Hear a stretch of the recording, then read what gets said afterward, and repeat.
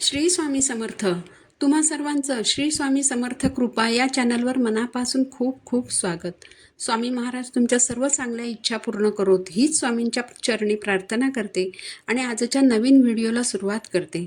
25 जून 2024 वार मंगळवार या दिवशी आलेली आहे 2024 या वर्षातील पहिली आणि शेवटची अंगारक संकष्ट चतुर्थी. मंगळवारी आलेली चतुर्थी मंगलमूर्तीला अधिक प्रिय असते, म्हणून अंगारकी चतुर्थीला विशेष महत्त्व आहे. चतुर्थी ही तिथी गणपती बाप्पाला समर्पित आहे.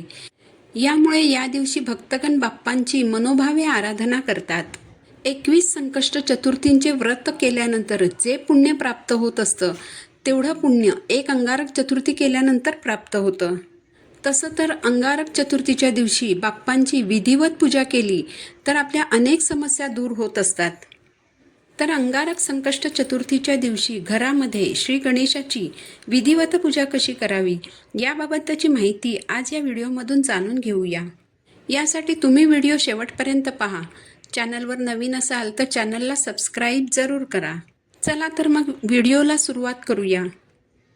अंगारकी संकष्ट चतुर्थीच्या दिवशी आपण सकाळी लवकर उठून स्नान करायचे आहे. त्यानंतर रोजची देवपूजा करायची आहे. तुळशीची देखील पूजा करायची आहे. त्यानंतर जिथे आपण बाप्पांची पूजा मांडणार आहोत ती जागा स्वच्छ झाडून पाण्यात गोमूत्र टाकून पुसून घ्यायची आहे.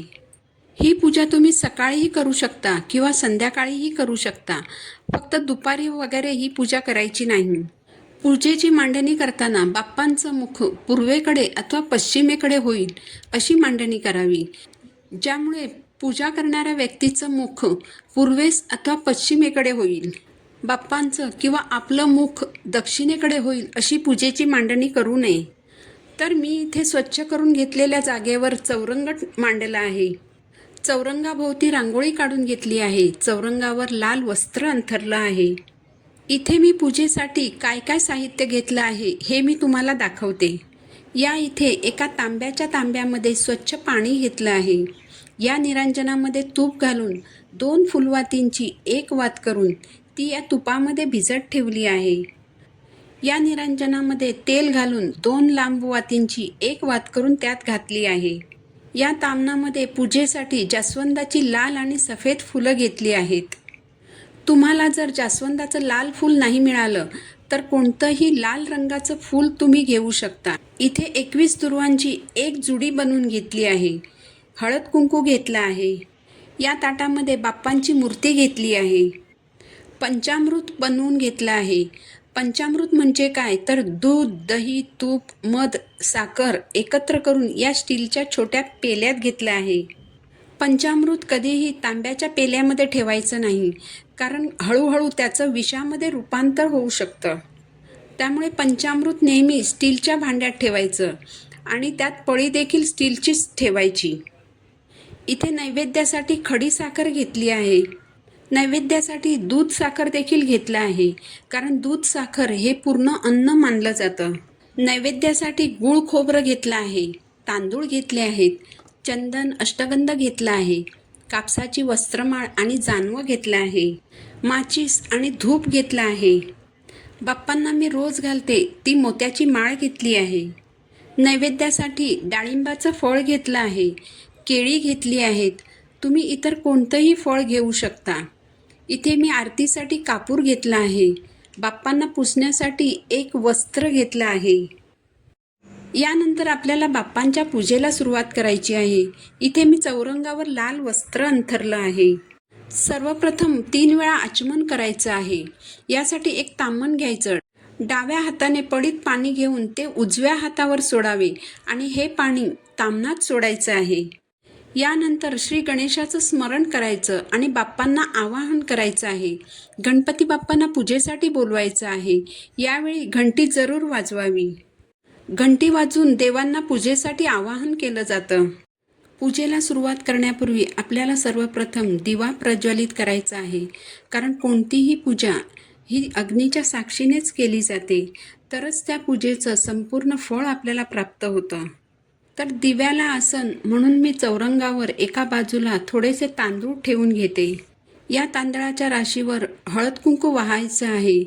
त्यानंतर या तांदळाच्या राशीवर मी दिवा ठेवत आहे. तर इथे चौरंगावर मी दिवा प्रज्वलित करून घेतलेला आहे. यानंतर आपण दिव्याची पूजा करून घेणार आहोत. दिव्याला हळद कुंकू वाहायचं आहे, अक्षता वाहायच्या आहेत, फूल वाहायचं आहे. अशा प्रकारे आपण दिव्याची पूजा करून घेतलेली आहे. यानंतर आपल्याला बाप्पांना अभिषेक करायचा आहे. बाप्पांना अभिषेक करण्यासाठी एका छोट्या तामणामध्ये थोडेसे तांदूळ ठेवून त्यावर मी बाप्पांची मूर्ती ठेवली आहे. बाप्पांना सर्वप्रथम स्वच्छ पाण्याने अभिषेक करायचा आहे. त्यानंतर पंचामृताने अभिषेक करायचा आहे.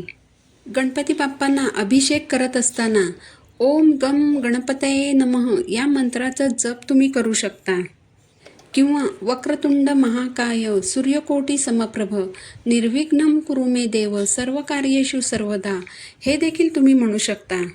तुम्ही अथर्वशीर्ष किंवा गणपती स्तोत्राचंही पठण करू शकता. पंचामृताने अभिषेक केल्यानंतर बाप्पांना पुन्हा स्वच्छ पाण्याने अभिषेक करायचा आहे.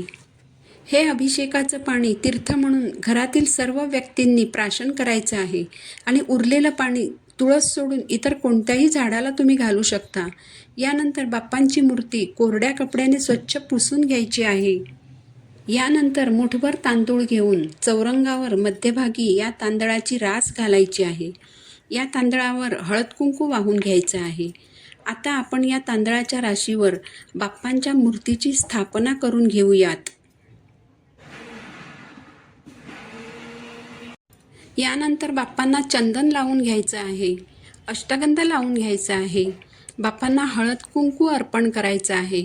गणपती बाप्पा हे एकच असे पुरुष देवता आहेत ज्यांना हळद कुंकू अर्पण केलं जातं. बाप्पांना हळद कुंकू ओलं करून अर्पण केलं जातं, तसेच अक्षताही ओल्या करून अर्पण केल्या जातात.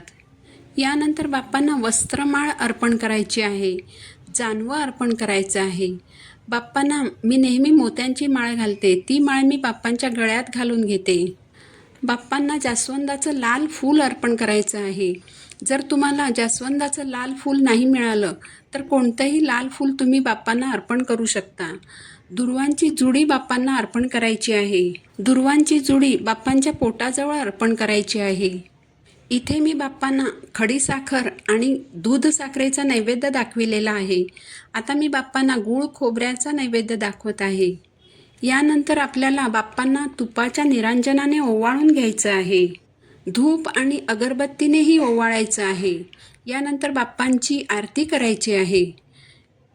यानंतर कापूर आरती करायची आहे. यानंतर बाप्पांची आरती करायची आहे. चंद्रोदय झाल्यानंतर उपवास सोडायचा आहे. सकाळी जर तुम्ही पूजा केली असेल तर आपण संध्याकाळी पुन्हा हळद कुंकू अर्पण करायचं आणि त्यानंतर मोदकांचा नैवेद्य दाखवून चंद्रोदयानंतर आपल्याला उपवास सोडायचा आहे. ज्यांनी अंगारकी संकष्ट चतुर्थीचा उपवास केलेला नाही ते सर्वजण देखील ही पूजा करू शकतात. असं अजिबात नाही की ज्यांनी उपवास केला आहे त्यांनीच पूजा करावी असं नाही. जर तुम्हाला जागेअभावी किंवा वेळेअभावी पूजा मांडणी करणे शक्य नसेल तर तुम्ही देवघरात जिथे बाप्पांची स्थापना केलेली आहे त्या जागेवर थोडे तांदूळ ठेवून त्यावर बाप्पांची स्थापना करून अशाच प्रकारे विधिवत पूजा करू शकता. अंगारकी संकष्ट चतुर्थीच्या दिवशी चंद्रोदय रात्री 10:26 होणार आहे. जर ढगाळ वातावरणामुळे चंद्र दिसत नसेल तर कॅलेंडरवर चंद्रोदयाची वेळ पाहून चंद्राची पूजा करून त्यानंतर उपवास सोडायचा आहे. जर तुम्ही प्रत्येक संकष्ट चतुर्थीचा उपवास करत असाल आणि काही कारणामुळे जर तुमचा हा उपवास सुटला असेल तर तुम्ही अंगारकी चतुर्थीपासून संकष्ट चतुर्थीचा उपवास पुन्हा सुरू करू शकता. एक अंगारकी संकष्ट चतुर्थीचं व्रत केल्यास वर्षभरातील सर्व संकष्ट चतुर्थींचं व्रत केल्याचं पुण्य आपल्याला प्राप्त होत असतं. त्यामुळे ज्यांना उपवास करणे शक्य असेल त्यांनी न चुकता अंगारकी चतुर्थीचं हे व्रत करून गणपती बाप्पांची कृपा प्राप्त करून घ्यायची आहे. श्री स्वामी समर्थ.